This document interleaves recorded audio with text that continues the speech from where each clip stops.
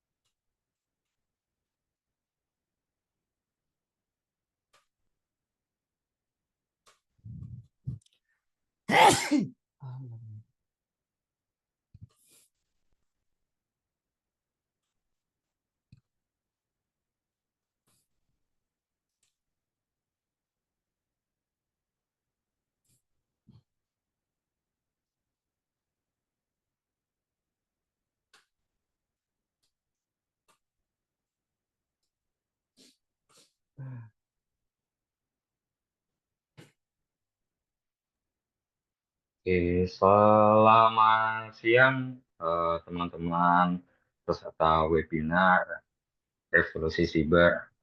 Acara akan segera dimulai kurang lebih 1 menit lagi. Mohon ditunggu.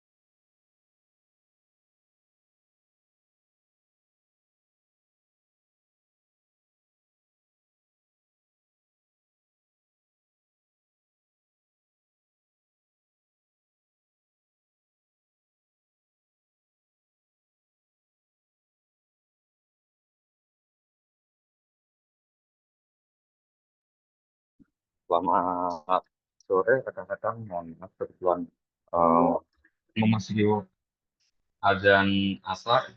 Mohon ditunggu dulu ya teman-teman ya.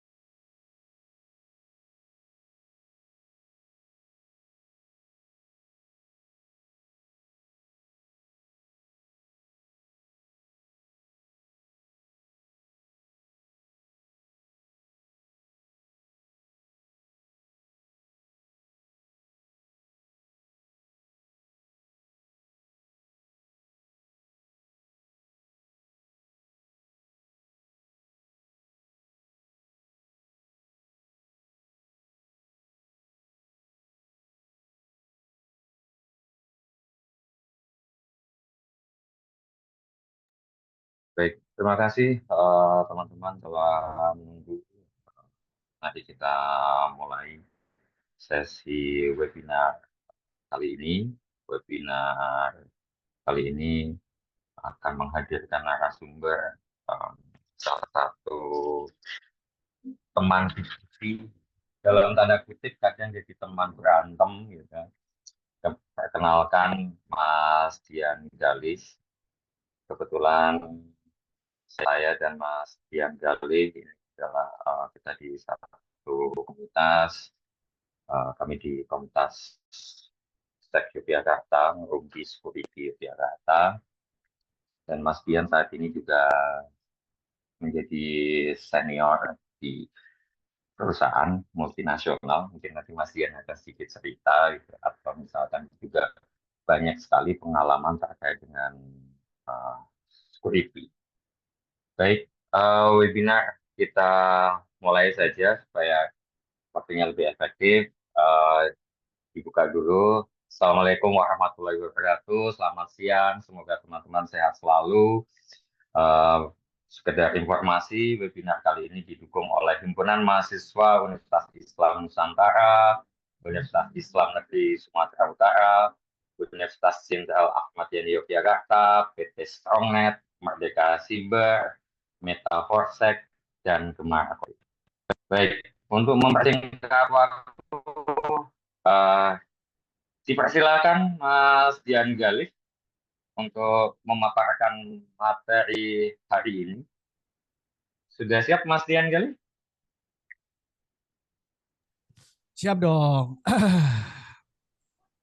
Oke, siap. Oke, mari silakan Mas Dian Galih. Ya, Waktu dan tempat persilakan. thank you. Terima kasih ya teman-teman udah datang. Maaf suara saya agak serak-serak basah. Semalam habis putus cinta katanya. Nangis semalaman. Biasanya Mas Dedi gitu sih kalau ngomongnya. Nggak apa-apa, yang penting sayang. Gitu. Wah, parah. Maaf. Ya sempat curhat juga. Kira-kira bisa nggak untuk ada pengganti, ternyata nggak bisa.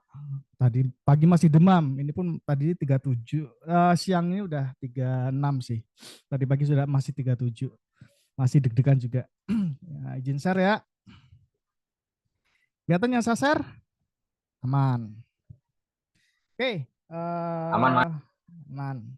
Kalau kita, mungkin kalau teman-teman melihat kenapa saya pakai Blankon gitu ya. Sebenarnya ini salah satu ciri khas Linux, karena di situ ada blank on.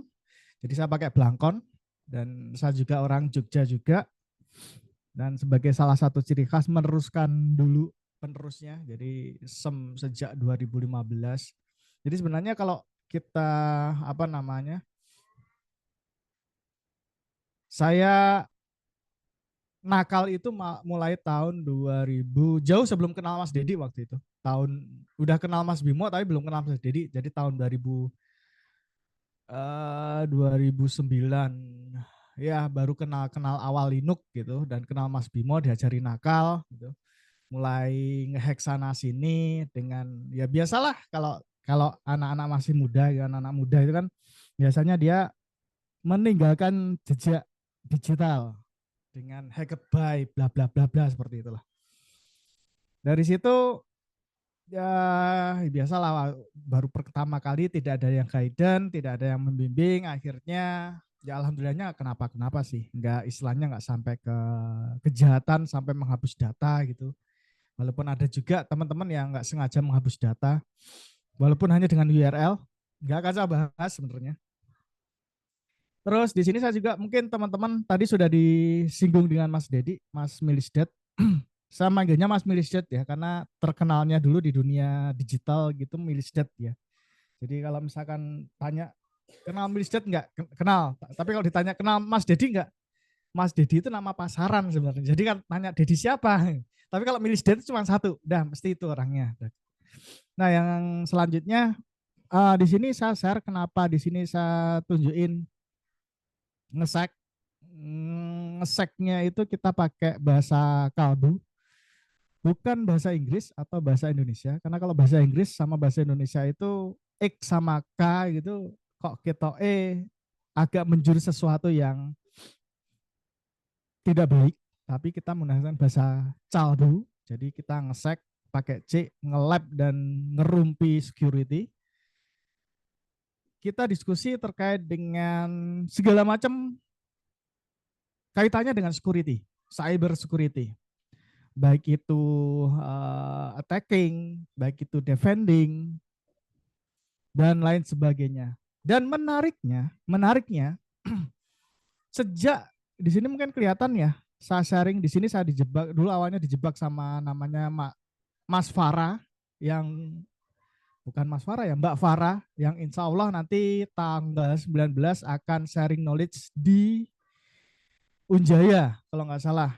Insya Allah kalau saya nggak ada acara saya akan join juga datang. Itu akhirnya sejak tahun 2019 saya beralih dari sharing knowledge terkait menjadi bagaimana menjadi hacker atau sebagai attacker. Karena saya memang basicnya attacker, penyerang. Jadi dalam cyber security kan ada penyerang, ada defender ya, yang bertahan gitu kan. Saya basicnya attacker, jadi saya akan mencoba berbagai cara untuk melakukan serangan siber, mendapatkan granted access atau mengambil alih sistem. Tapi sekarang lebih banyaknya lebih ke pentest dari mulai mobile sampai web. Saya fokusnya kedua itu. Selain itu saya biasanya nggak mau ambil.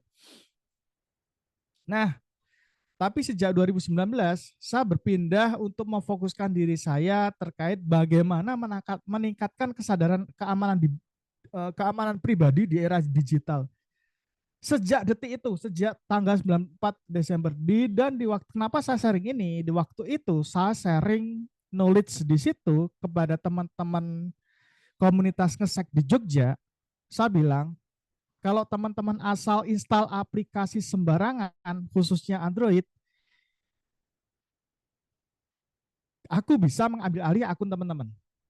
Waktu itu ada salah satu teman namanya Mr. F yang bersukarela memberikan, nggak perlu saya sebutkan nama lengkapnya ya, itu inisial aja, Mr. F memberikan dengan sukarela memberikan device-nya ke saya untuk melakukan demonstrasi.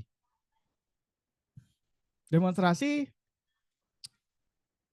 dia berikan smartphone-nya ke saya install aplikasi sederhana doang. Dan setelah terinstall dia nggak terlihat apapun. Dan dalam hitungan menit akun Gojeknya waktu itu, malah sebut merek, akun online salah satu ojol itu keambil alih waktu itu. Makanya saya bilang, jangan pernah percaya install aplikasi yang bukan dari sumbernya, yaitu Play Store misalkan. Itu tahun 2019.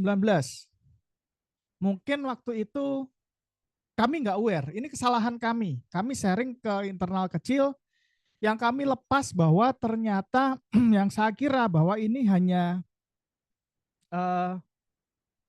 sebuah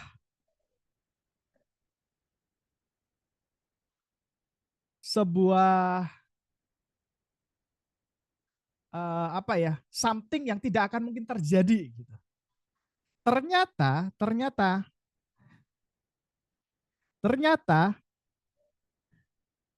tanpa saya tidak berpikir panjang, ternyata teknik ini digabungkan dengan gendam digital itu bisa mengelabuhi orang dan ternyata merugikan banyak orang sampai triliunan. Kok bisa? Buktinya 2 tahun lalu, 2020 kalau nggak salah. 2020 atau 2021 ternyata booming dengan teknik yang mirip. Bukan sama ya, mirip. Karena teknik yang saya gunakan itu lebih ekstrim. Kalau yang teknik yang digunakan ini hanya memanfaatkan membaca SMS saja. Ternyata malah booming dan banyak orang tertipu. Sampai saya diminta teman-teman SCTV untuk sharing knowledge bagaimana sih ini bisa terjadi, ya saya ceritakan. Karena saya bukan pelaku, muka saya nggak di blur, nggak pakai baju orange gitu ya. Karena itu acara SCTV yang setiap Sabtu pagi jam 6. Yang namanya Bruser Gap. Bruser Gap biasanya kan mukanya di blur, suaranya buat berbeda gitu. Tapi waktu itu enggak sih, aku bilang enggak usah sih karena ini memang hanya edukasi. Ternyata semakin ke sini karena istri saya kerja di perbankan, banyak hal yang menarik. Menariknya apa? Kita bahas sekarang. Jadi itu kok nggak bisa next? Oh, nextnya di sini. Disclaimer dulu teman-teman ya. Ini ada berapa yang ujian ya? Banyak lah. Ada ribuan. Mana ribuan? Maksimal aja cuma seratusan. Disclaimer dulu, apa yang kami paparkan di sini adalah sebatas edukasi untuk meningkatkan kepedulian kita terkait keamanan digital. Jika nanti ada yang menyalahgunakan untuk melanggar hukum, maka kami tidak bertanggung jawab. Gitu ya. Jadi teman-teman deal ya. Jadi kalau misalkan teman-teman mengikuti acara ini sampai selesai, berarti teman-teman setuju dengan disclaimer ini. Jika tidak setuju, silahkan meninggalkan tempat ini. Gitu ya. Oke, deal. Dimanapun acara Ya, kemarin, kemarin pun waktu acara di acara resmi yang dihadiri oleh Kominfo seluruh Jogja, saya mau ngomong belak-belakan. Silakan Bapak Ibu kalau nggak setuju, silakan keluar dari ruangan. Kenapa? Karena apa yang saya sharing di sini itu potensi akan digunakan kejahatan juga. Tapi di sini saya nggak mengajarkan, tapi hanya meningkatkan kesadaran teman-teman aja. Nah, ini background saya. Sebelum saya lanjut, saya sebenarnya ya guru ketik aksara Jawa internasional. Jadi aksara Jawa itu agak ambigu sebenarnya, karena bisa ditransisikan setelah ditranslate. Aksara itu kan skrip ya, Jawa kan Java ya. Jadi aksara Jawa itu ya JavaScript lah gitu. Yang kedua Jawa burung jepret ya, baru agak adem sih. Beberapa kali suka jepret. Jadi kalau teman-teman melihat saya gitu, beberapa orang juga taunya saya, bahkan di kampung taunya saya sebagai tukang foto. Tukang foto, bukan seorang yang lain. Kadang juga ada jadi satpam komplek, ini juga yaitu melakukan pentest, hardening segala macam, saya melakukan di situ. Dalang ya kayak gini, makanya pakai ciri khasnya pakai blangkon seperti itu. Buruh ketik curhatan hati ya, kadang kalau apa yang ada di benak saya, apa yang ingin saya curhatkan, saya tuangkan dalam catatan atau coretan-coretan yang ada di blogspot saya. Saya bisa dicari di mana saja, ada di Instagram, ID-nya sama. Dian Galih itu adalah code name saya, nama pertama saya dan nama kedua. Jadi saya tidak menggunakan nama lengkap lagi karena nama lengkap itu ternyata agak sensitif sebenarnya. Karena bisa disalahgunakan, bisa digunakan untuk berbagai macam karena beberapa aplikasi pemerintah itu membutuhkan nama lengkap untuk validasi data. Itu aja sih. Walaupun sebenarnya nama lengkap ini juga bisa dicari di salah satu platform pemerintah yang open source juga. Ya nanti kalau misalkan ada waktu ya saya sharing. Kalau enggak ya janganlah. Ada di LinkedIn, di X jarang sih. Telegram sama sih ID-nya itu. Blognya juga sama, GitHub ada 2. Jadi bisa cari saya di situ. Beberapa kali saya lebih banyak ke technical untuk akhir-akhir ini. Begitu. Nah, kita lanjut. Oke, yang kita pahami dulu waktu awal-awal tahun 2015, 2014, saya lebih fokus bagaimana kita ngomongin teknologi, bagaimana OASP ini berjalan, bagaimana bahkan tahun 2017 saya menjadi salah satu pembicara organisasi internasional OASP Jakarta yang ada di Indonesia mewakili teman-teman komunitas security menyampaikan bagaimana hacker itu menyerang.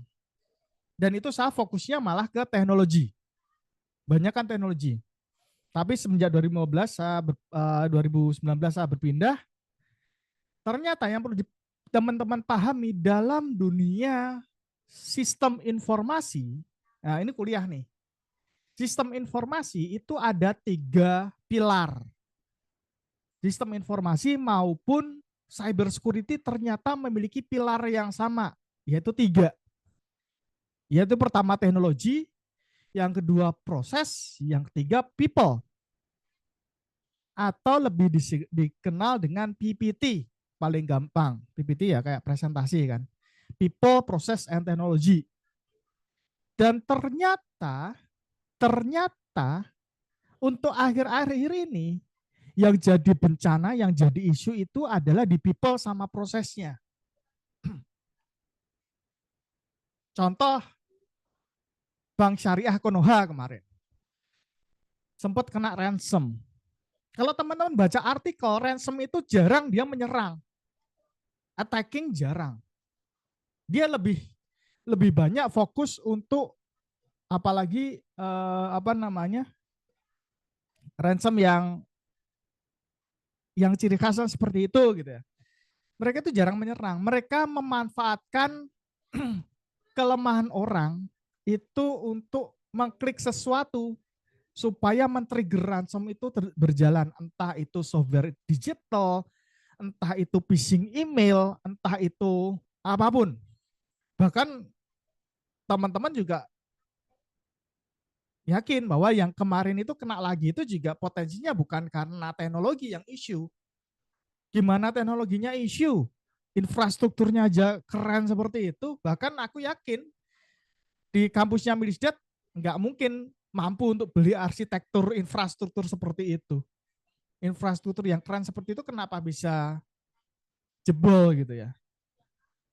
Ya itu karena proses dan teknologi, proses dan people-nya. Karena tidak aware. Bahkan di kantor saya, menginstal software bajakan itu sesuatu yang ilegal, langsung kena SP. Bisa dibayangkan? Jadi pilihannya cuma 2. Kalau kamu menggunakan software di tempat kita, itu harus menggunakan Microsoft. Wajib, karena ada beberapa hal yang tidak bisa disupport yang lain. Karena organisasi ya agak ribet soalnya. Yang kedua, tidak boleh menginstal aplikasi bajakan. Karena risikonya tinggi, bahkan sampai bisa jadi yaitu tadi, bisa keambil alih, kena ransom. Bahkan yang terakhir yang baru trending saat sekarang itu bukan lagi terkait dengan stealing password. Istilahnya apa ya? Nanti saya jelaskan stealing, tapi yang keren lah stealing cookies. Itu ngeri lagi. Nah, sebelum lanjut, teman-teman harus paham. Banyak orang bahwa data kita bocor. Ada kebocoran data di A, B, C, D, E, F, G gitu kan. Di perusahaan A datanya bocor. Bentar. Kita ngomongin data. Di dalam cyber security, dalam sebuah data itu, data kredensial itu terlepas atau dikonsum orang lain secara bebas, itu ada 2. Yang pertama data breach, yang kedua data leak. Apa itu? Nah, kalau data breach itu ada kesengajaan, ada penyerangan orang berusaha untuk masuk ke sistem. Itu breaching. Jadi dia mencoba segala macam. Jadi yang kemarin itu kalau kita ngomong datanya bocor, itu yang mana? Tapi kalau data leak, itu data kredensial atau konfidensial, itu yang tidak sengaja terekspos. Contoh paling gampang, orang bodoh yang dia mengupload kredensial akun server di PDF ke sebuah platform sharing online. Nah, itu kasusnya PDN kemarin sempat rame. Contoh lain, di Jogja itu banyak data-data, bahkan saya menemukan data KK ada sekitar 9 lembar PDF yang masing-masing PDF itu ada ratusan keluarga, itu diupload di sana dan itu valid. Mau dicek ya yang khususnya yang Sleman sih. Datanya Sleman yang saya dapat. Dan itu data leak. Bukan bridge, nggak ada penyerangan apapun. Hanya orang bodoh yang melakukan upload ke sana. Karena data itu nggak penting, merasa nggak penting. Next.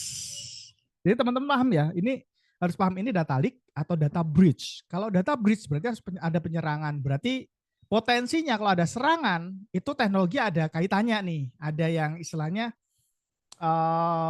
teknologinya ada yang harus dibenahin. Tapi kalau data leak, benar, data leak itu teknologi jarang bermain di situ. Kelemahannya cuma ada di bagian people sama proses.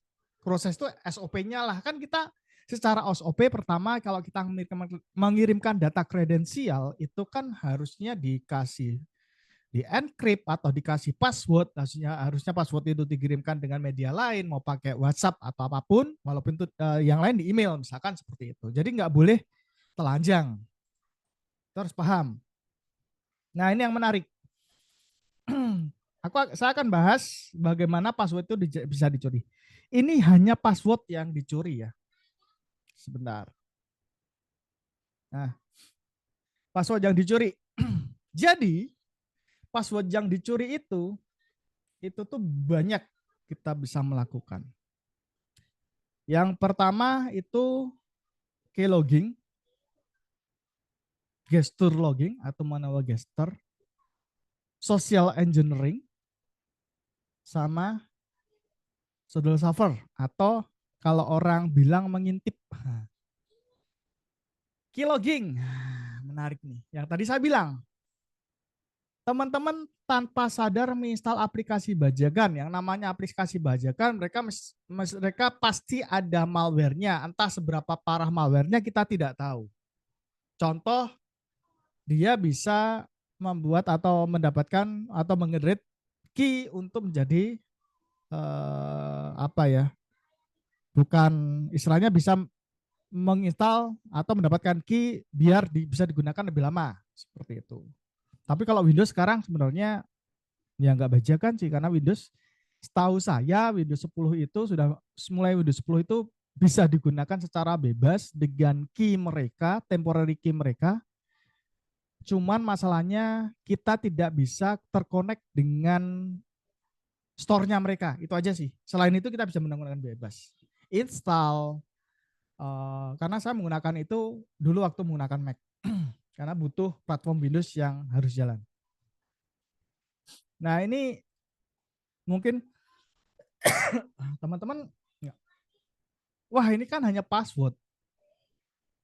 Password dicuri ya nggak apa-apa, kan udah ada 2FA-nya katanya. Sebentar, 2FA. Hacker sekarang lebih apa ya? Lebih cerdas mereka. Mereka bukan lagi keylogging. Tapi mereka di beberapa waktu mereka lebih menggunakan case logger. Jadi yang di log itu adalah case-nya. Case sebuah platform. Mungkin kapan-kapan kita bisa demokan. Jadi yang dia, karena kalau teman-teman perhatikan, kalau browser itu menyimpan sebuah case, itu kan disimpan sebuah hard drive ya. Di hard drive-nya, entah bagaimana caranya dia bisa ngelisten. Keylogging ini bisa berupa aplikasi atau bisa buah plugin yang ada di browser tersebut. Dia akan stealing itu, dia kirimkan ke sana. Makanya ada beberapa yang tanpa sadar, kok akun saya tiba-tiba ke logout semua ya. Itu pernah kejadian kemarin. Beberapa banyak yang terjadi seperti itu. Yang disalahkan sistem. Kok bisa ya, passwordnya sudah susah, sudah ada 2FA-nya, kok bisa kejebol ya? Ya bisa jadi seperti itu. Kita masih mencari evidennya yang bisa membuktikan seperti itu. Tapi yang terjadi adalah seperti itu, karena 2FA itu lumayan agak susah untuk dibepas, walaupun bisa, tapi agak susah karena teknologinya harus membutuhkan sesuatu yang lebih apa ya, detail. Yang kedua, social engineering. ini banyak terjadi di perbankan kemarin. Yang orang bilang, saya ngeklik link ini kok tiba-tiba akun saya jadi nol ya. Banyak yang komplain, akhirnya yang marak di masyarakat adalah saat saya klik sesuatu, link yang nggak jelas, itu saldo saya hilang. Aduh, apakah itu yang terjadi? Ya setelah saya buktikan, saya coba, saya punya akun rekening yang sama dengan perbankan itu, saya coba deh. Sini, saya coba klik. Yang terjadi ternyata di social engineering itu atau link phishing itu, social engineering dan dia memanfaatkan phishing itu, dia akan memberikan form input dulu. Ada 2 pilihan waktu itu. Ada di Instagram saya.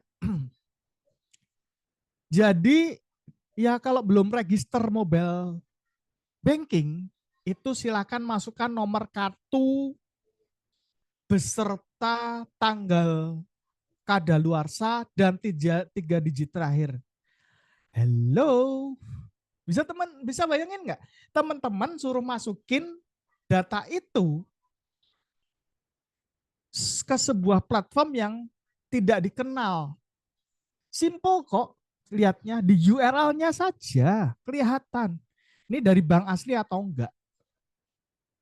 Jangan cuma tampilan aja. Dan ternyata memang seperti itu. Jadi orang komplain itu hanya ngomong di awal sama ngomong di akhir, tengahnya dihilangkan. Padahal tengahnya itu yang bikin orang ini loh sebenarnya yang terjadi.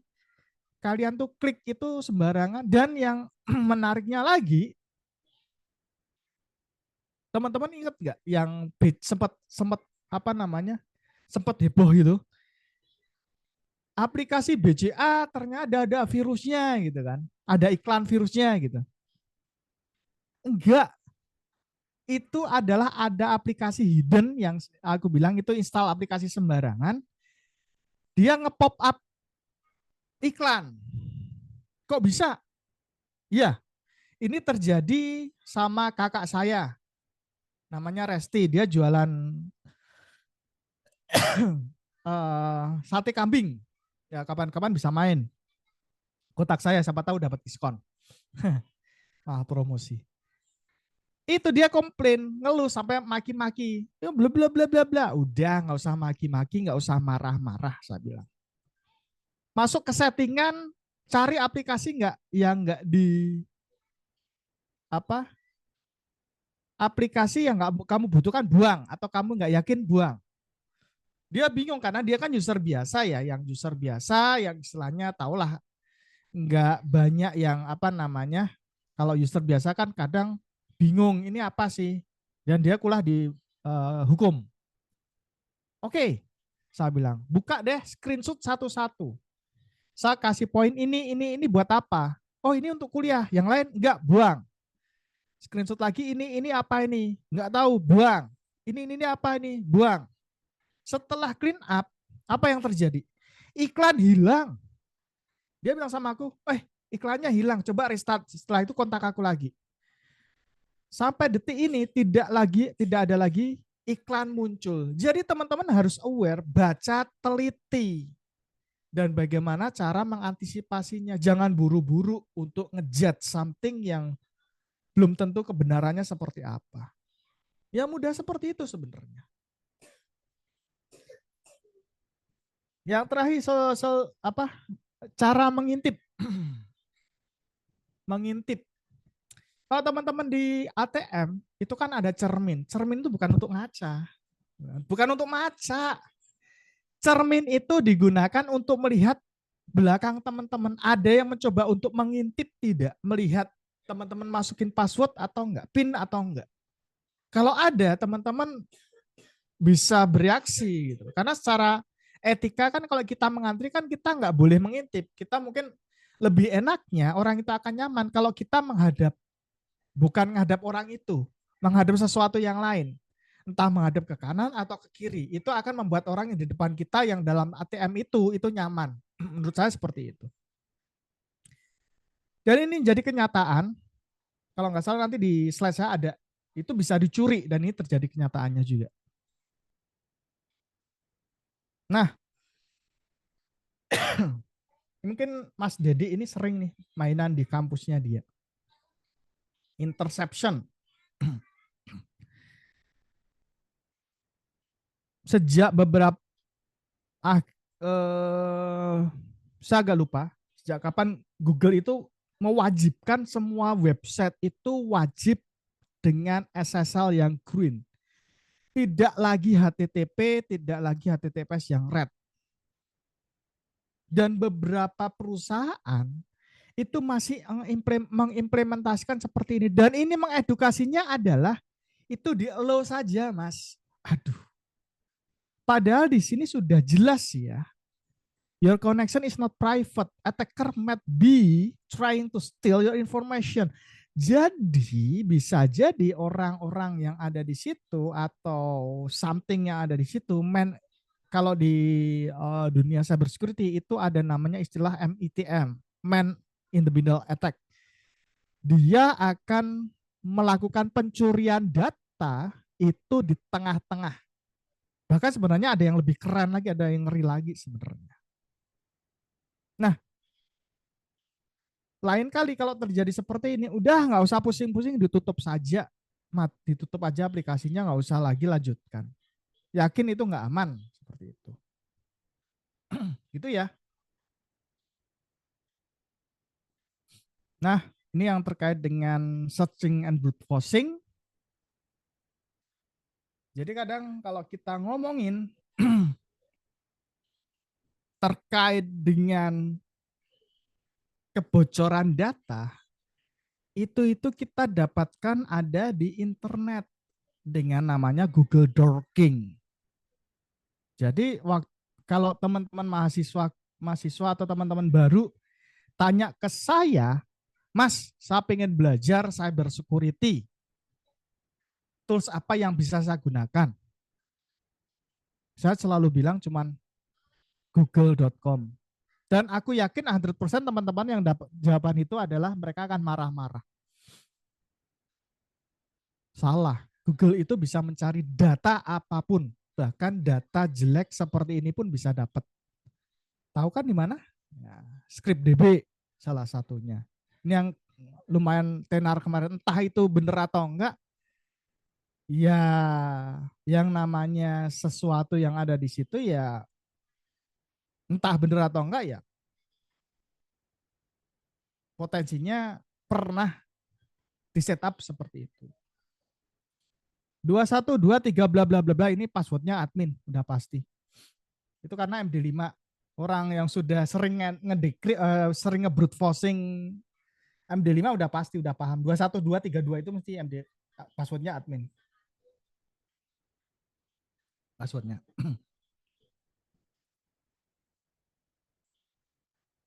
Nah, ini yang saya bilang tadi. Nih Tridadi, Panguan, Perum Sleman, ini nomor kakaknya, RT RW, Padukuhan, desa, nama kepala keluarga, bla bla bla bla sampai yang nah seperti itulah. Ada di PDF Cafe, ada tempat lain juga. Jadi sebenarnya ya data kalau bilang data kita bocor ya udah seperti itu. Kenyataannya seperti itu. Dan data ini bisa dimanfaatkan banyak hal. Dengan membuat identitas palsu namanya. Yang kasihan itu adalah teman-teman yang mereka menyewakan sesuatu hal. Kalau cuma motor, mobil, itu tuh aman karena kita bisa masang GPS di sana. Yang jadi masalah adalah penyewaan kamera digital. Ini kamera digital yang saya pakai, profesional kamera. Yang paling murah saya beli, paling murah dari Canon, itu bodinya aja 15 juta. Belum lensanya. Lensanya kadang bisa 2 kali lipat. Pernah kejadian ada orang nyewa, itu pakai data KTP dengan total penyewaan itu sekitar hampir 100 juta karena satu kameranya itu waktu itu sekitar 40 juta disewa ya disewa lebih murah kan daripada beli. Harganya segitu, lensanya sekitar 2 kali lipat dari harganya itu kalau nggak salah, atau sekitar sama, dan nggak balik. Ya orang ninggal KTP, bener orang ninggal KTP. Yang jadi masalah apa sih? Bagaimana cara kita memvalidasi, sedangkan aplikasi memvalidasi KTP itu harganya mahal bro, dan nggak mudah untuk UMKM bisa menggunakannya. Persyaratannya susah. Kadang itu nggak kepikiran untuk level UMKM, padahal mereka yang diserang, kasihan. Dan ternyata setelah dilacak, setelah dicari orangnya, ketemu mas bro, di dalam Sumatera. Ketemu orangnya, samperin orangnya, ditanyain. Bapaknya juga bilang, bener mas, ini data saya. Tapi ini bukan foto saya. Dan yang disamperin itu adalah polisi dong namanya. Bisa dibayangkan kenapa data dia bisa ke sebar dan digunakan orang lain. Jadi fotonya aja yang beda, data yang lain sama. Jadi dia ngakuin bahwa itu data dia, tapi dia nggak pernah pinjam dan itu bukan foto dia. Dan ini ketangkap gara-gara dia sewa di tempat lain, plat nomornya kelacak di CCTV. Dan ternyata orang kota gede, orang Jawa mesti tahu ini kota gede sebelah mana. Hal yang bodoh kan? Dan ketahuan.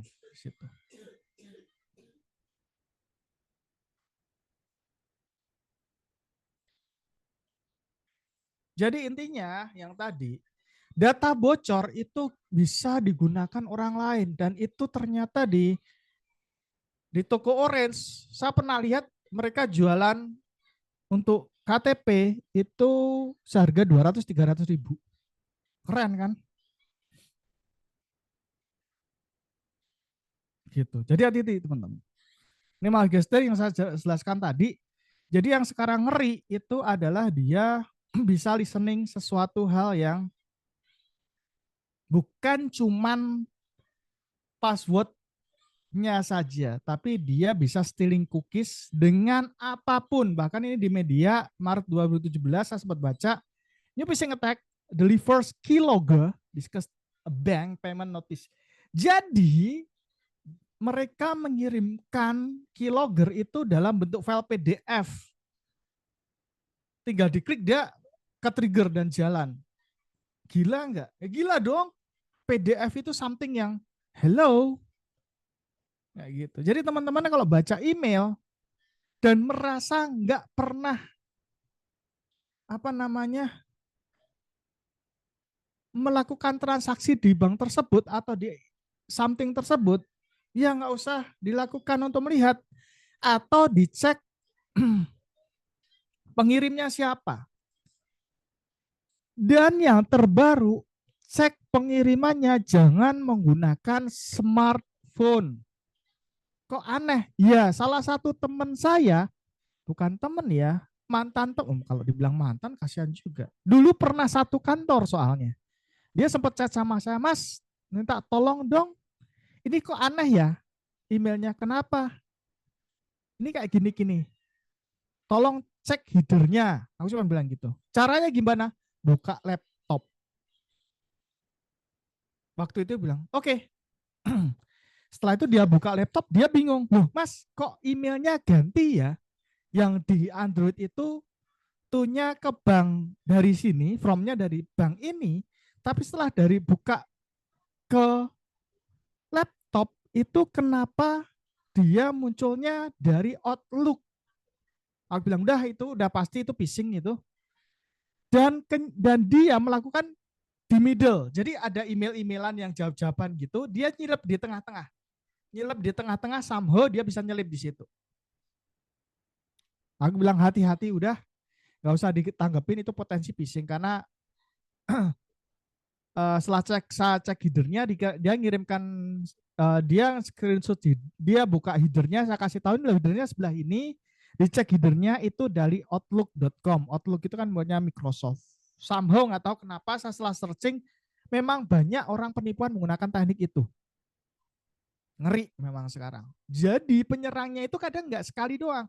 Dia nyelip di tengah-tengah. Dan dibuka di Android, nggak kelihatan. Hanya kebaca saat dibuka di desktop. Waspadalah. Agak ngeri sekarang. Nah, oke, ini social engineering. Nanti ada pertanyaan. Ini saya hover, ini promo bank gini-gini nih. Ini biaya administrasi bla bla pengajuan probet. Ini nanti official atau enggak? Apakah akun banknya yang dihack terus mengirimkan email ini atau ini bukan official? Kalau bukan official, kenapa? Kalau official, ya nggak ada. Kan kalau bukan official harus ada argumennya kan. Nanti teman-teman siapa tahu bisa ada yang jawab. Yang pernah ikut presentasi saya mesti tahu. Nah ini tadi lucu kan? Teknik mengintip udah sering dibilangin teknik mengintip itu sesuatu hal yang lucu. Kadang orang bilang nggak mungkin gitu. Ternyata memang ada loh. CSO Mandiri. Oh, duh ini ada banknya juga sih. Tapi nggak apa-apa karena ini memang berita ya.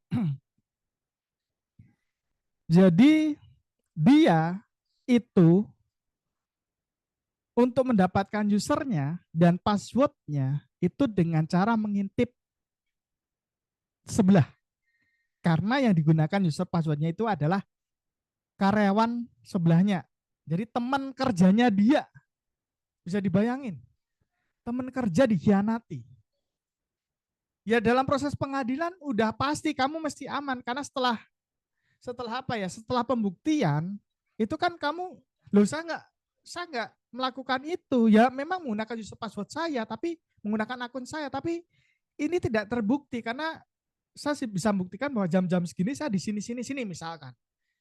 Tapi ya walaupun seperti itu kan teman-teman tetap jantungan deg-degan gitu kan. Didatengin polisi, diinterogasi apalagi kan. Siapa tahu aja kamu jadi komplotannya. Jadi usahakan nih para pengembang aplikasi yang ke depan nih. Pertama, tambahkan 2FA. Yang kedua, username itu kalau bisa itu juga diasterikan. Mirip aplikasi punya jual beli saham, trading. Itu username-nya juga diasterik. Kerennya di situ. Nah, dia menggunakan itu teknik itu dia mencuri dan dia menggunakan data dana dari tabungan yang istilahnya nggak hidup nggak mati jadi kayak diem gitu loh. Tabungannya diem kan ada tuh. Nah, dia gunakan itu. Tapi ya ketahuan juga. Poinnya adalah musuh itu bukan cuman dari luar, tapi juga dari dalam. Makanya kalau saya setiap kali melakukan pen test, saya selalu melakukan pendekatan gray box testing atau teknik yang menggunakan gray. Gitu.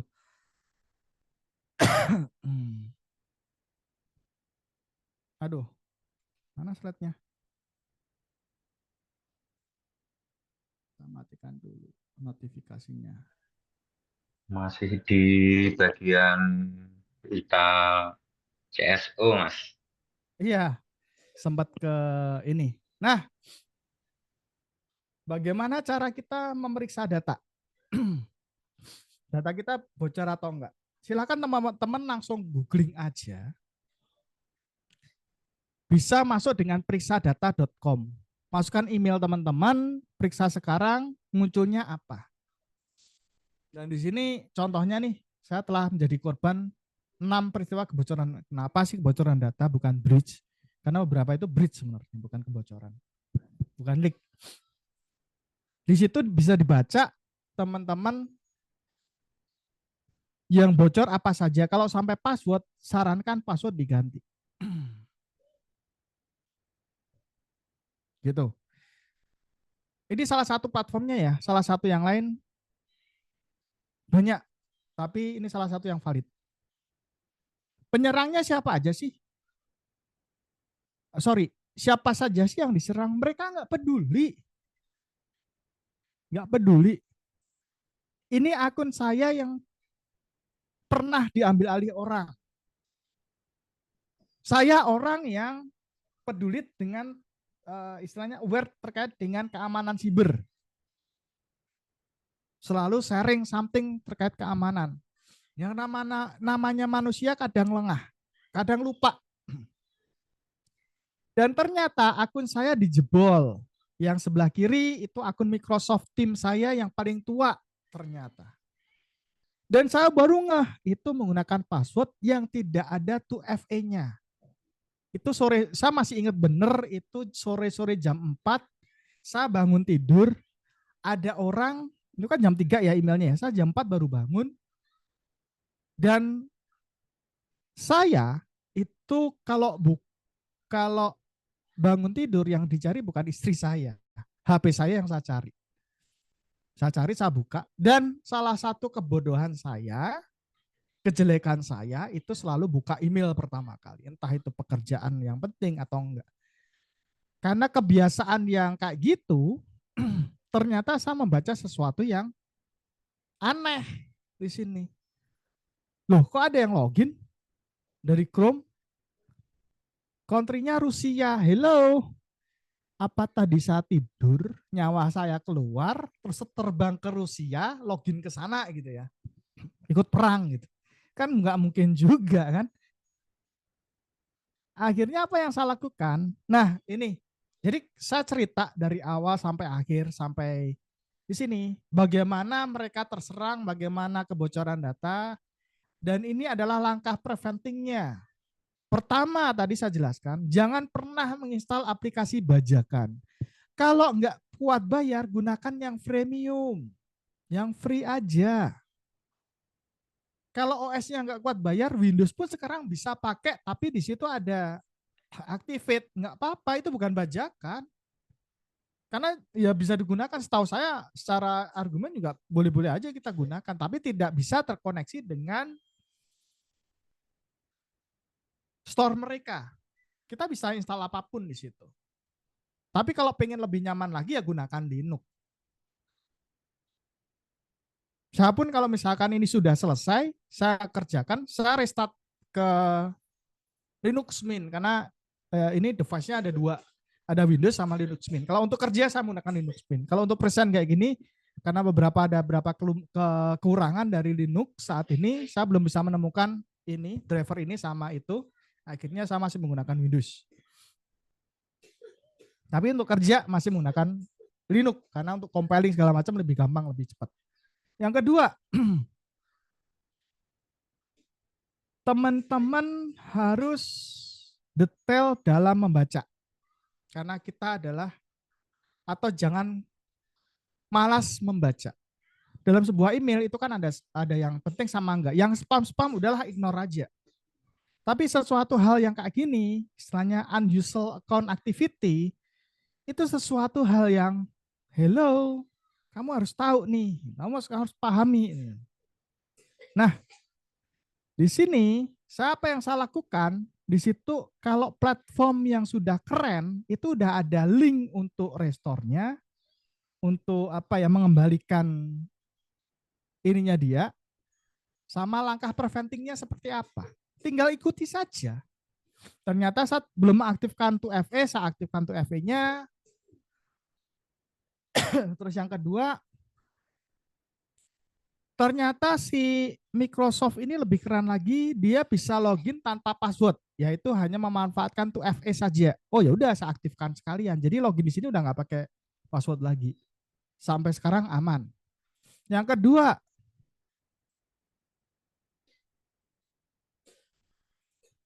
akun dari X saya itu juga pernah diambil alih orang. Sama yang saya lakukan, ya kita melakukan apa namanya langkah preventingnya, tinggal ngikuti langkahnya, ganti passwordnya, logout semua device, udah selesai. Karena di situ sudah ada. Sekarang juga aman. Kalau ada 2FA, aktifkan 2FA. Selesai. Dan yang terakhir itu adalah akun Apple saya. Siapa sangka kan Apple itu sesuatu yang keamanannya tinggi, akunnya bisa diambil alih. Iya, akun Apple saya keambil alih. Jadi siapa pakai smartphone Apple, dan saya baru waktu itu saya baru buka-buka gitu kan, buka chatting gitu. Habis itu ada notifikasi dong bahwa saya login di iPhone berapa gitu. Kok bisa?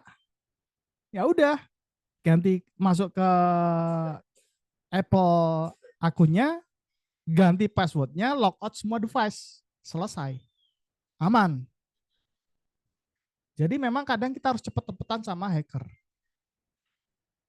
Ya selama ini 3 akun saya yang keambil alih, alhamdulillah bisa balik. Nah banyak teman-teman yang nggak bisa balik. Saya sarankan gunakan password yang susah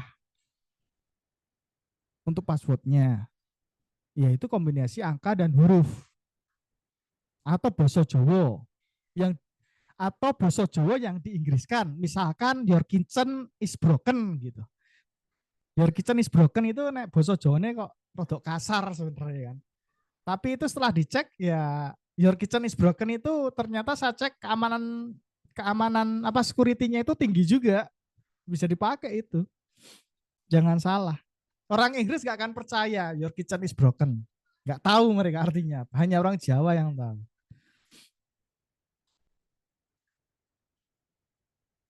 Nah,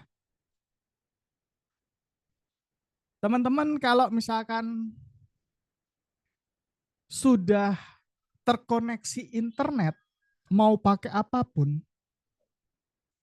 pakai device ini, apapun device-nya, itu tuh sudah menjadi sebuah ancaman hacker.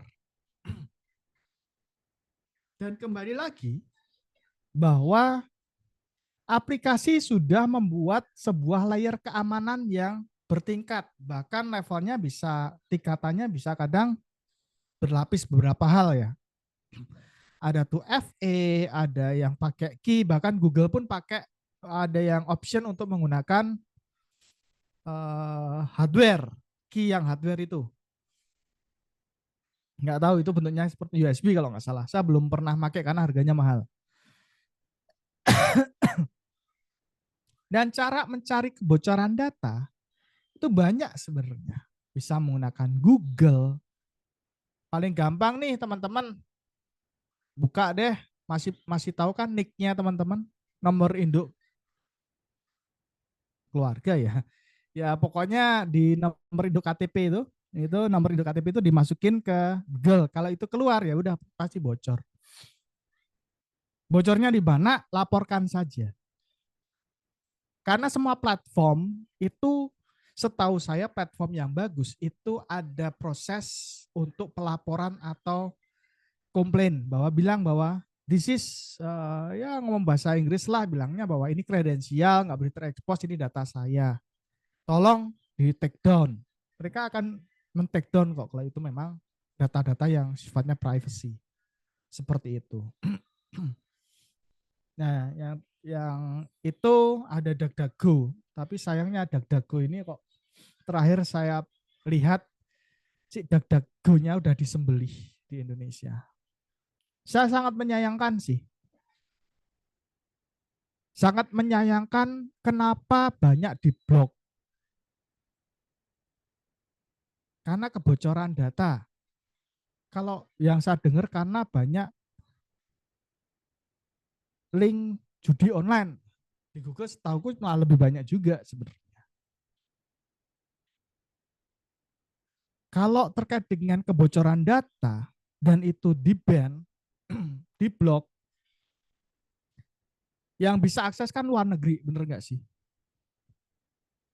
Berarti intinya kalau data kita bocor boleh digunakan secara bebas oleh orang luar negeri, tapi kita nggak tahu. Kan lucu sebenarnya. Kenapa nggak? Ya kita harus preventif, harus aktif. Wong kita juga, kita nggak bisa bilang, ya ini kan urusan pemerintah. Pemerintah berapa orang mas bro? Ini adalah kepedulian kita semua. Saat ada data bocor ya kita harus aktif untuk melaporkan, mengedukasi. Tanggung jawab kita semua, bukan lagi tanggung jawab pemerintah. Sayangnya cuman kenapa diblok, padahal di situ adalah ladangnya, kita harus tahu. Kalau kita tahu kan kita harusnya tinggal lapor, tapi kalau kita diblok kan kita nggak tahu dan dimanfaatkan oleh orang lain. Kayak gitu. Nah, yang lain itu langsung bisa lapor ke patroli siber, dan ini juga memang sebenarnya hanya melaporkan. Kalau tindak lanjut seperti apa, saya kurang tahu.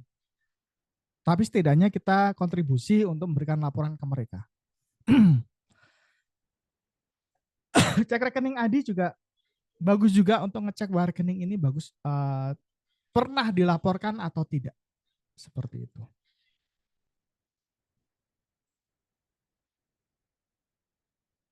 Nah, ini kata terakhir saya, bahwa nothing is secure in cyber world.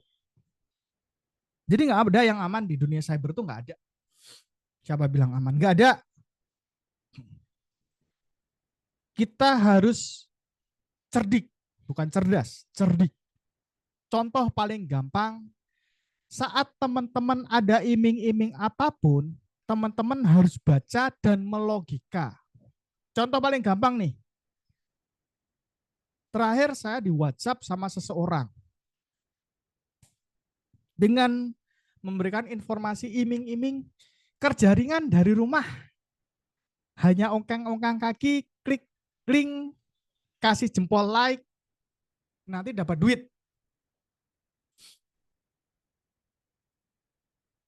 Yang jadi pertanyaan,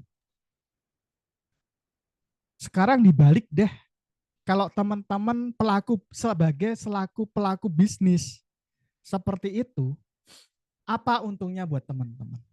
Hanya satu orang ngeklik link, di like, terus dapat duit. Berarti satu orang harus Anda bayar. Apa sih keuntungannya? Kecuali kalau teman-teman memang butuh itu. Tapi kan nggak semua butuh seperti itu. Dan itu pun nggak mungkin dengan harga seperti itu. Saya ikuti kok permainan mereka. Oke, saya klik linknya, saya kasih like. Like-nya itu ke sebuah YouTube yang nggak tahu ini YouTube apaan. Saya screenshot, saya kirim ke dia. Diarahkan mereka ke Telegram. Oke, saya ikutin. Saya ikutin, habis itu disuruh masukin rekening. Ya udah, saya kasih rekening yang dimana rekening itu rekening yang hanya untuk transaksional, tidak ada dana yang gede di situ. Transaksional itu untuk beli-beli. Biasanya kan saya kalau misalkan mau transaksi dengan something itu, apalagi khususnya yang luar negeri, direct itu saya menggunakan akun bank dengan angka di situ mungkin sekitar 2 juta yang mengedap di situ. Enggak lebih dari itu. Kalau lebih dari itu nanti saya kurangi, kalau kurang saya tambahin. Bener dong, ditransfer sama mereka 15.000. Nextnya ngapain? Disuruh join ke grup. Setelah join ke grup, mereka mesti misi ya. Biasanya kan orang, ayo ini main game dapat duit ya, misi-misi kayak gitu. Dan kenyataannya adalah setelah misi itu berlanjut, untuk next levelnya, teman-teman harus transfer atau top up. Ya kedua, oke. Ketiga, ya udah, permainan dimulai. Jadi awalnya teman-teman akan disoceng, social engineering, digendam digital. Setelah itu, ya mereka akan bermain karena mereka akan membutuhkan kepercayaan Anda untuk melakukan itu.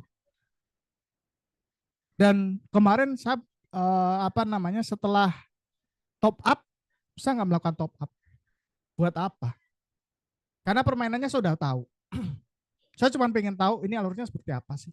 Ternyata nggak segede dulu. Kalau dulu ada yang sampai 60.000 sekali klik. Dapat 15.000, saya kasihan orang 15.000.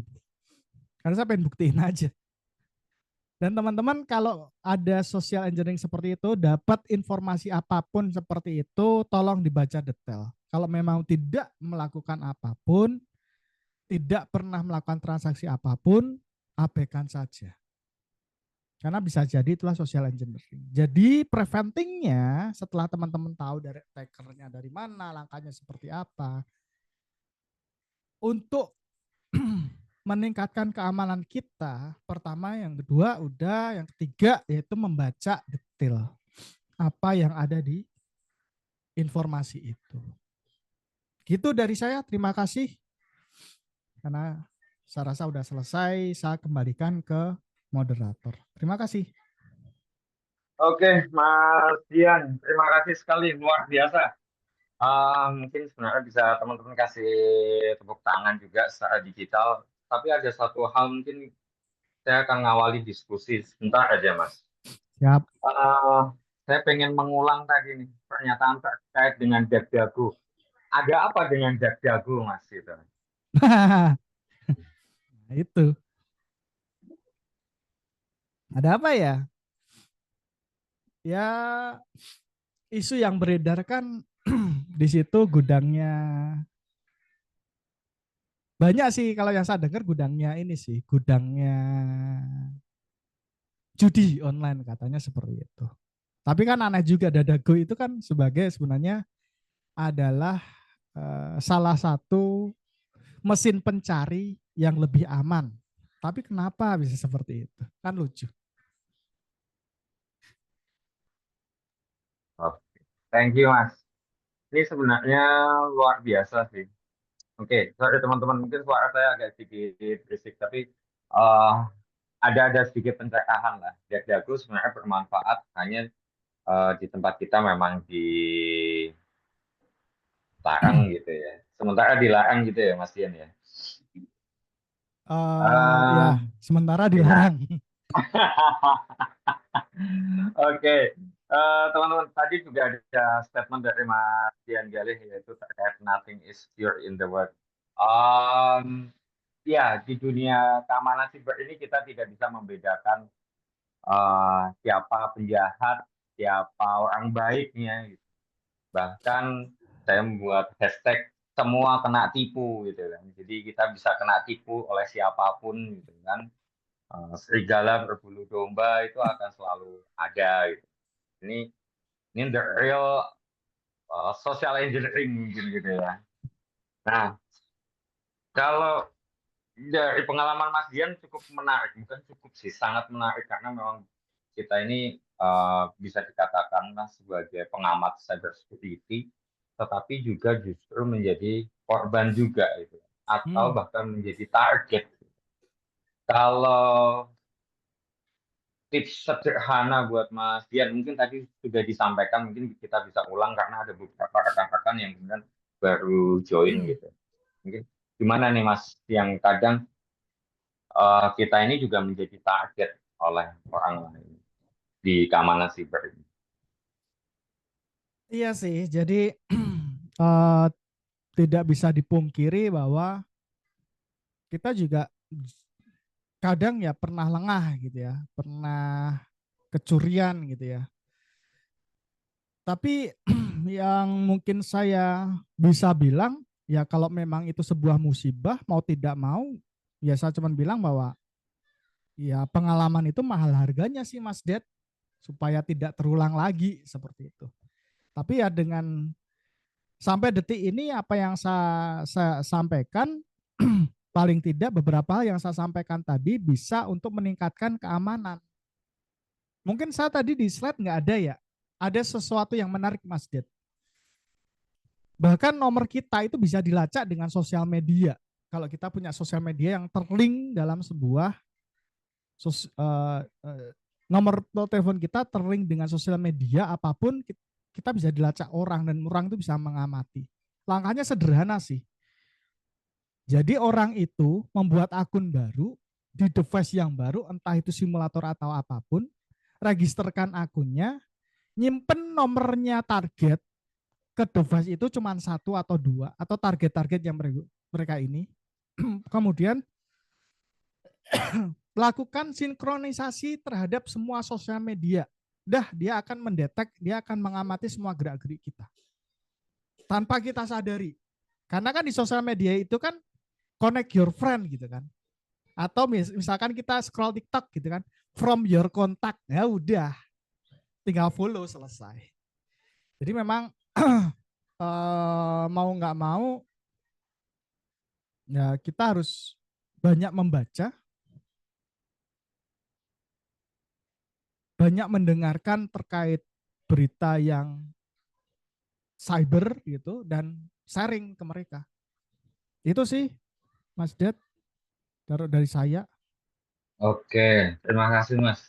Tapi kayaknya ini tips dan triknya atau bahkan tadi perlu dicerna ulang. Tapi oke lah, nanti suatu saat kita bisa diskusi lebih lanjut. Tapi ini ada Siap. sebuah pertanyaan nih dari Mas Satrio.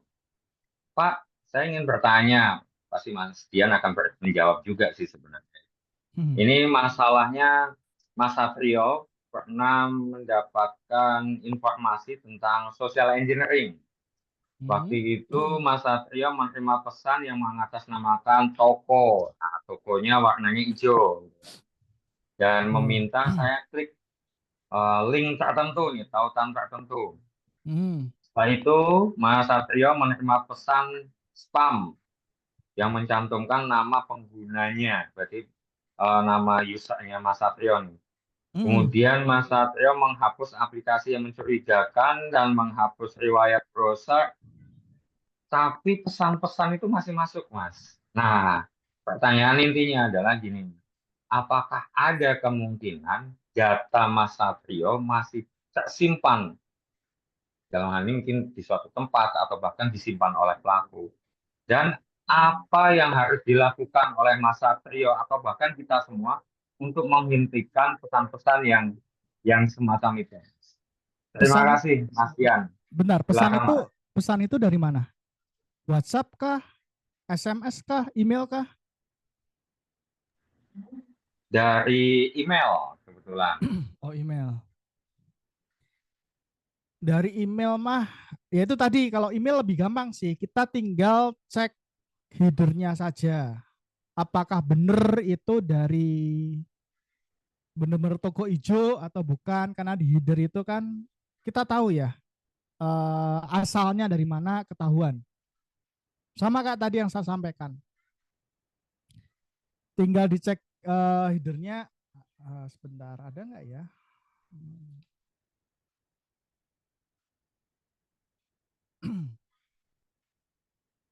Sebentar, saya cek dulu. Kalau ada saya sharing something. Oh, udah masih sharing ya?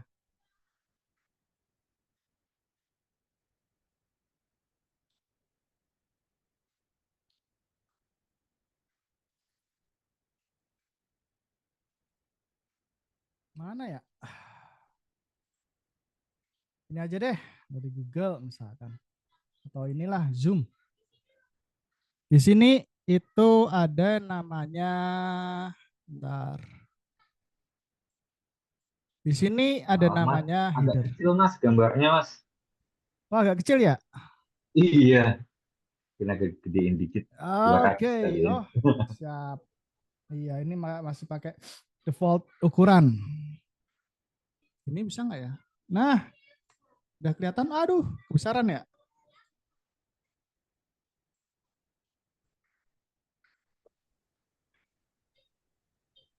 Oke, cukup kan Mas?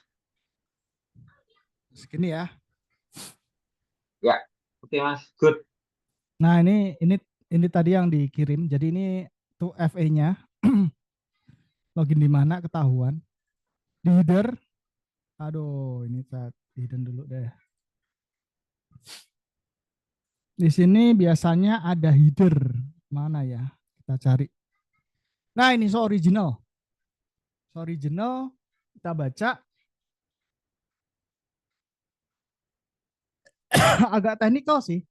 Tapi biasanya kalau dia bukan dari Zoom, itu signaturnya beda. Di sini bermasalah. Ini bukan Zoom. Ini juga ketahuan. Header-header inilah yang harus dibaca sih. Ini dari mana?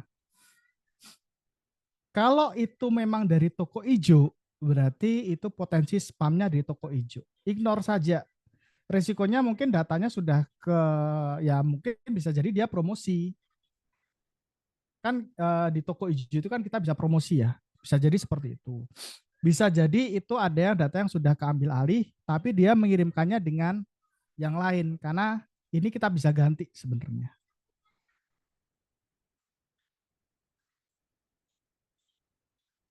Promo, tadi ada ya promo.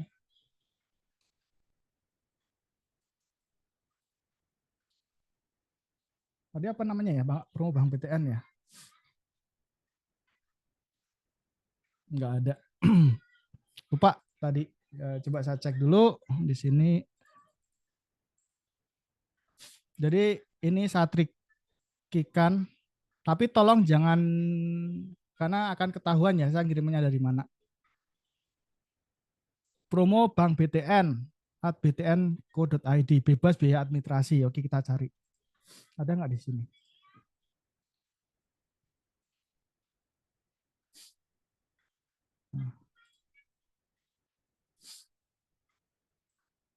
Fake testing.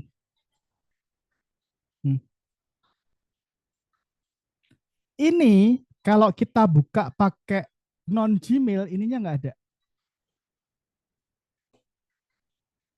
Ternyata kalau kita buka itu ada. Makanya saya bilang, kalau ini saya set as apa namanya, saya inspect. Yang terakhir Yahoo yang masih bermasalah. Yahoo nggak kedetek, tapi terakhirnya Yahoo udah bisa mendetek bahwa itu fake atau bukan. Saya coba masukin ke iPhone Pro.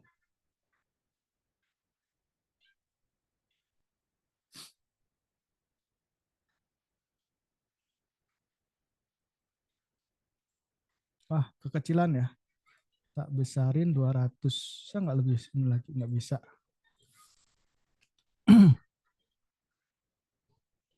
Kalau dia detect mobile, dia akan mendeteksi mobile. Kita lihat hasilnya seperti apa kalau dibuka di mobile.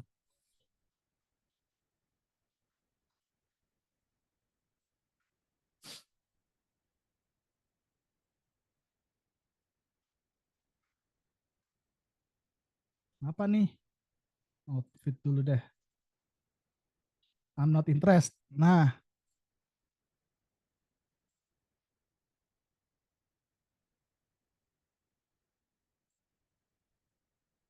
kita cari. Tadi apa? Bebas biaya administrasi.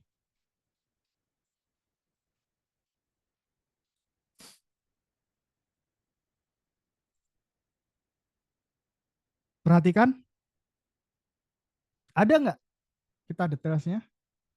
Nih, kalau kita buka dengan mobile, nggak akan kelihatan teman-teman. Nggak kayak di web.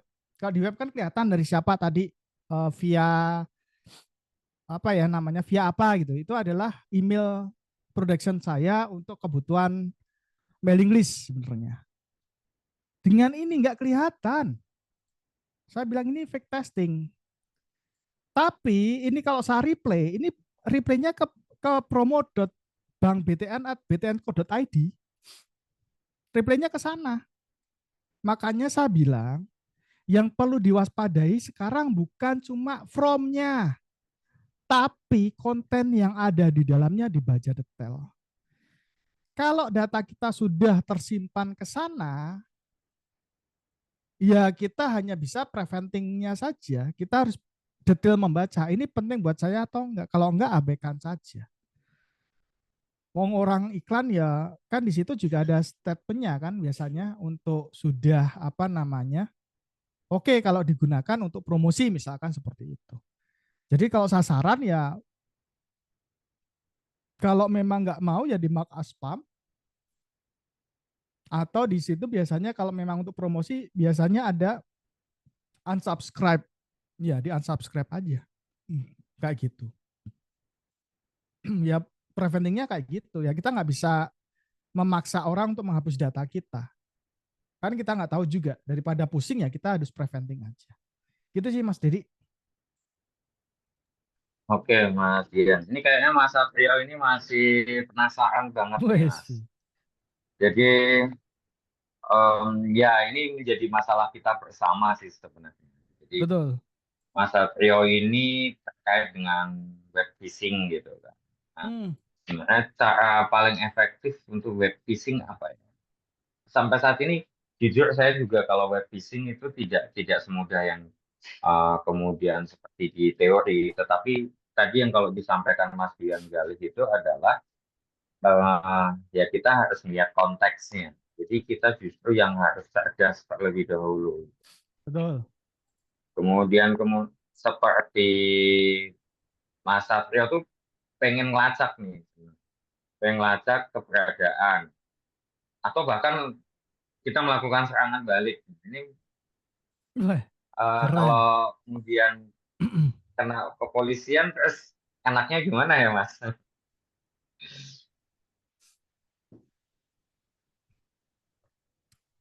Ini open aja sih ya. Jadi out of the box, off the record. Jadi saya pernah Direkod Mas ini Mas. oh di record ya. Jadi nggak off the record, ini direkod masalahnya. Iya, iya. Jadi kalau kita laporkan ke kepolisian itu, ini pengalaman saya sih. Jadi motor saya pernah hilang, dibawa orang.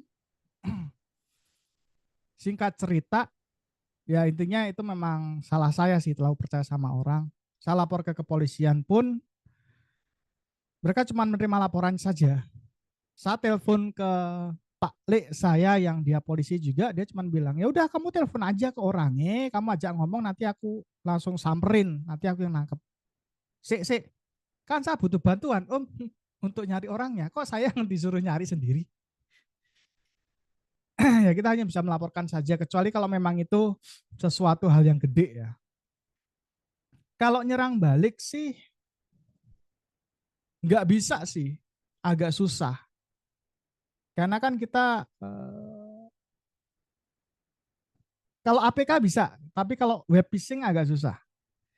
Yang kemarin-kemarin bisa. Jadi kalau APK itu saat diekstrak, kalau yang lama itu kan ngirimkan ke Telegram ya. Datanya SMS-nya kirim ke Telegram, key-nya ada di situ. Salah satu caranya yang aku lakuin untuk mengamankan korban, simple, APK-nya saya download, saya ekstrak, webnya untuk itunya webhooknya saya hit sampai ribuan kali, bahwa kan jutaan kali. Udah, mesti dia akan menghapus key-nya.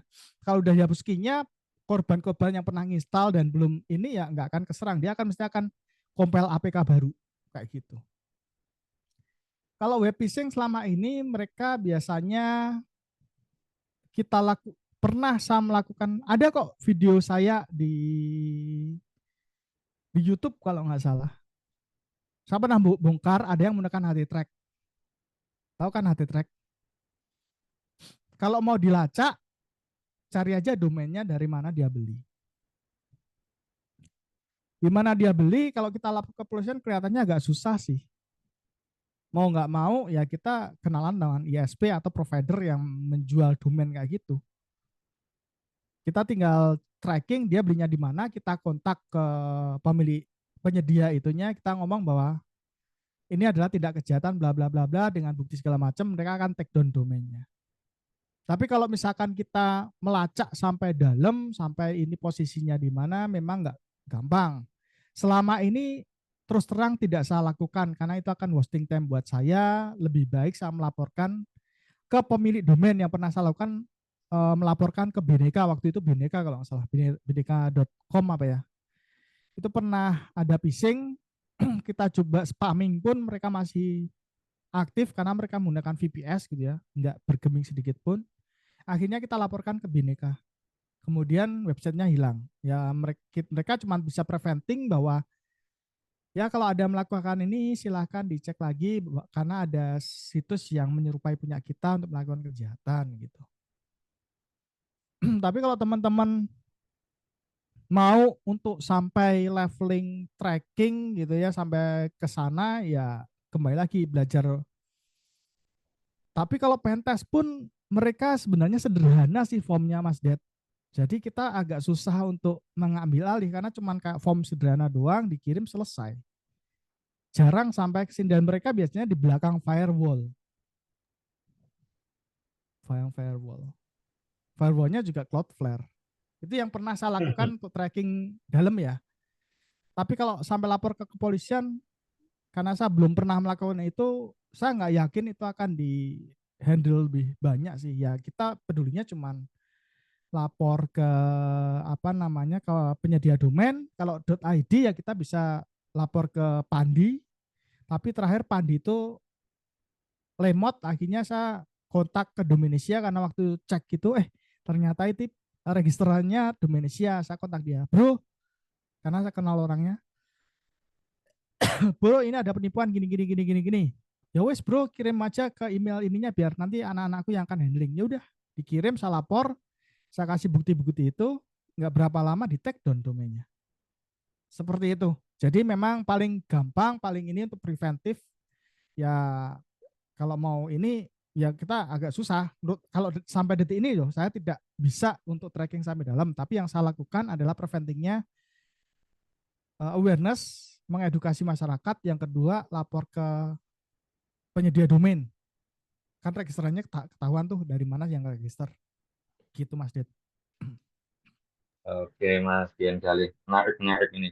Kalau bicara tracking, tapi kayaknya waktunya nggak memungkinkan. Ini satu pertanyaan deh, Mas. Minta tolong banget nih. Sap. Sorry banget nih, Mas. Ini ada satu dari Mbak Clara nih. Mbak Clara nanya, ini kebetulan ibunya eh, di kampungnya itu bantu sensus penduduk gitu kan. Tapi Hmm. bukan dari Kemensos atau dari BPS. Nah, ini yang pertanyaannya terkait dengan doxing gitu kan. Nah, kalau yang doxing ini kemudian datanya ini dipakai atau disalahgunakan. Itu gimana tuh, Mas?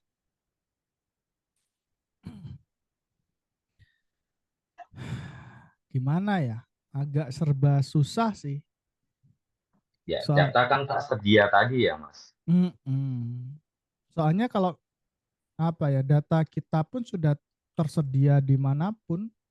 Jadi kita agak susah untuk preventingnya. Biasanya sih kalau terkait sensus kayak gitu, biasanya kan mereka meminta KK ya. Bener nggak sih Mas Det? Fotokopi Mm-mm. KK atau apapun. Kalau yang pernah saya lakukan itu adalah fotokopi KK, saya kasih tanggal sama siapa yang butuh. Misalkan Bu A, Bu B untuk apa gitu. Saya coret-coret di situ tanggalnya berapa saya kasihkan. Jadi kalau misalkan di scan dan itu bocor scanannya ya kita ketahuan siapa yang bocorin. Nice. Hmm. Itu paling gampang sih. Kecuali kalau dia input ulang ya itu udah beda cerita, agak susah lagi. Tapi kalau misalkan masih sampai dengan hard copy, masih dengan itu jadi bungkus kacang, itu akan ketahuan siapa yang bocorin data kita. Dan itu nggak bisa dibantah lagi. Kan dari apa ya istilahnya watermark kita ketahuan siapa yang kita kasihkan. Kemarin pun waktu anak saya apa namanya imunisasi minta fotokopi KTP. Buat apa KTP? Ya untuk ini nih Mas, buktiin. Saya fotokopi, saya coret yang tidak perlu, data saya dan segala macam kan butuhnya anak saya nih.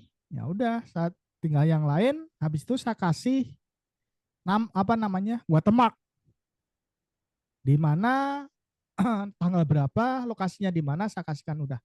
Jadi kalau bocor tahu di mana posisinya, siapa yang bocorin. Nah dengan seperti itu potensinya bisa nuntut karena kan ada buktinya. Ya walaupun agak berat juga karena tidak bisa dibuktikan secara pasti ya dan itu prosesnya akan lebih lama. Tapi kan kita tahu posisi siapa yang bocorin. Gitu Mas Det. Oke, makasih. Singkat dan padat, luar biasa. Tips dan triknya ini benar-benar luar biasa.